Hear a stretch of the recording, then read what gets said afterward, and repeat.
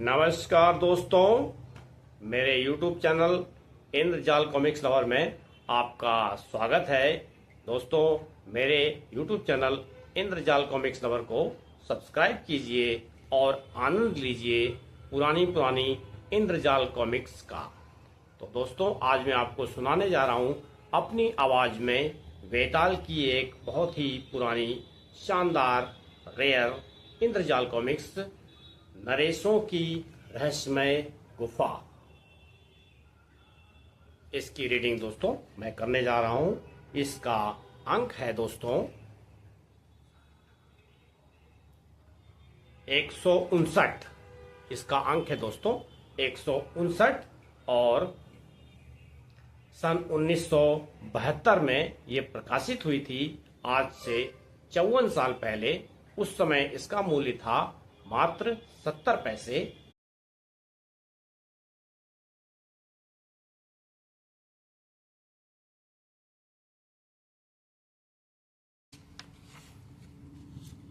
दोस्तों, इसमें 3 कहानियां हैं।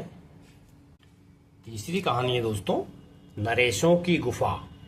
बांडारी के राजा का देहांत हो गया। उसकी शव यात्रा का पीछा किया। यूएमयू कबीले के योद्धाओं ने उस संपत्ति की तलाश में जो कब्रिस्तान में छिपी पड़ी थी, नरेशों की गुफा की रहस्यमय गुफा की तीसरी स्टोरी, नरेशों की गुफा महाबली वेताल। बांडारी कबीले के राजा का देहांत हो गया। कबीले वालों के शोक गान डेंकाली के जंगल में गूंज रहे थे। कबीले वालों ने तुरंत वेताल को बुलवाया।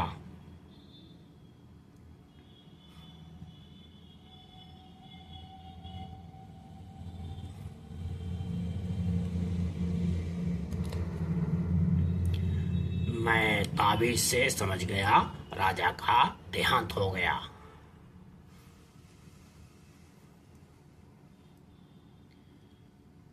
चांद निकलने पर कुष्णु को पवित्र खोह में ले जाएंगे।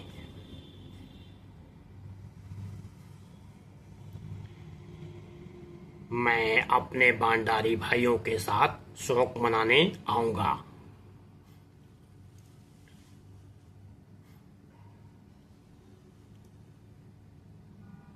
राजाओं की खोह खोपड़ी नुमा गुफा से बहुत दूर थी, परंतु तूफान हवा की चाल चलता था।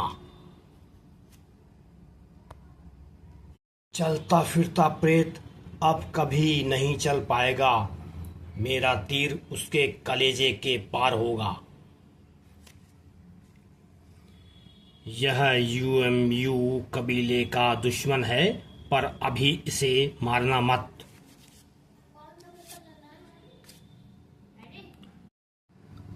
हम यूएमयू लोगों को पहले राजाओं की खोह का ठिकाना मालूम करना है। इसे मार दिया तो डेंकाली के बोनों को पता चल जाएगा। डेंकाली के जंगलों के जाने माने योद्धा बांडारी लोग अपने मृत राजा के प्रति सम्मान प्रकट करने के लिए उपस्थित थे। आओ महाबली वेताल, मृत्यु से पहले राजा कुष्णु ने कहा था कि तुम उनके शव के साथ चलना। उन्होंने मेरा मान किया है। मैं उनकी इच्छा पूरी करूंगा। और कई आंखें हम पर लगी हैं। ये संकेत खतरा है। शव यात्रा हथियार बंद बांडारी संतरियों के पास से गुजरी। खोह में घुसने की कोशिश करने वाला कोई भी संतरियों से बच नहीं सकता था। संतरियों होशियार, शत्रु बहुत निकट है। एक योद्धा चुपके से शव यात्रा से खिसक गया। राजाओं की आश्चर्यजनक खोह पहाड़ों के बीच छिपी हुई। बांडारी राजाओं के शव यहाँ लाए जाते हैं। खोह में बेहिसाब सोना और हीरे जवाहरात भरे हैं।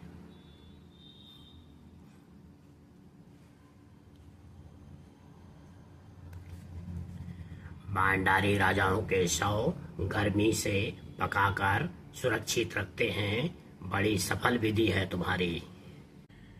यह काम प्रमुख ओझा करता है। अब हमें यहाँ से चलना चाहिए। राजाओं की खोह में थोड़े से बांडारी लोगों को आने दिया गया था।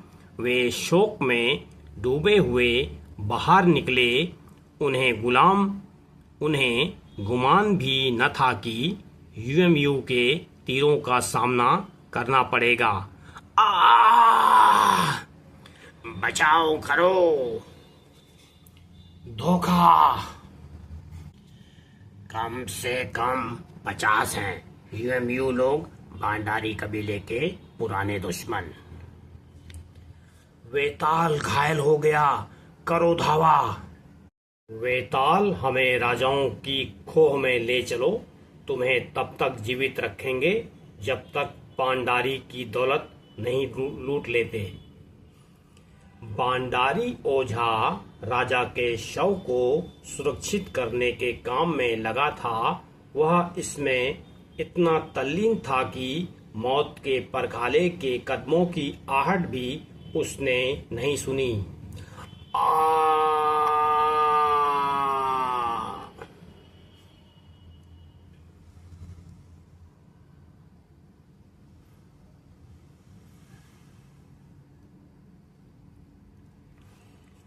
यूएमयू हत्यारों, यह मत समझो तुम बच जाओगे। तुम मुझे चाहे मार डालना, लेकिन मेरे बाद कोई और मेरा स्थान लेगा और तुम्हें दंड देगा। चुप रहा मूर्ख। धमाक। देख लो वेताल, ये आभूषण बांडारी राजाओं के शवों के साथ रखे गए थे। ये हमारे हैं यूएमयू के। अब शव को सुरक्षित करने वाले ओझा उस चक्र को घुमाया करते हैं और शिला के सरकने पर वे उस कोने में सुरक्षित रहते हैं। यूएमयू योद्धाओं से मेरी विनती है कि उस पवित्र द्वार के पार न जाएं। हट। बांडारी लोगों के नियम यूएमयू नहीं मानते। चक्र घुमाओ, हम पवित्र द्वार के अंदर जाएंगे। बस बेताल, दरवाजा मत खोलना, वहां भयंकर आग जलती है। यहाँ कोने में भी गर्मी के मारे शरीर मानो जला जा रहा है। भी जल मरेंगे। काफी दंड मिल गया इन्हें। मैं वेताल को मार डालूंगा। अभी नहीं। ये यूएमयू वीर राजाओं की खोह लूटने आए थे। इन्हें जीवित नहीं छोड़ सकते। ये जान गए हैं राजाओं की खोह में क्या है। तुम्हें दौलत चाहिए?